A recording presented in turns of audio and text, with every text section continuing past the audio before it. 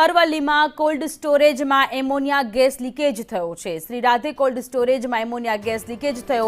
આસપાસના લોકોને શ્વાસ લેવામાં તકલીફ પડી રહી છે। અસરગ્રસ્તોને સારવાર અર્થે હોસ્પિટલ ખસેડવામાં આવ્યા। ધનસુરા બાયડ હાઈવે પર કોલ્ડ સ્ટોરેજનો અભાવ છે। ફાયર વિભાગે પરિસ્થિતિ પર કાબુ મેળવી લીધો છે। તો શૈલેષ પંડ્યા ફોન લાઈન પર જોડાયેલા છે। શૈલેષ, અરવલ્લીના ધનસુરા બાયડ હાઈવે પર કોલ્ડ સ્ટોરેજ આવેલું છે, જેમાંથી એમોનિયા ગેસ લીકેજ થઈ રહ્યું છે। આજુબાજુના લોકોને શ્વાસ લેવામાં તકલીફ પડી રહી છે।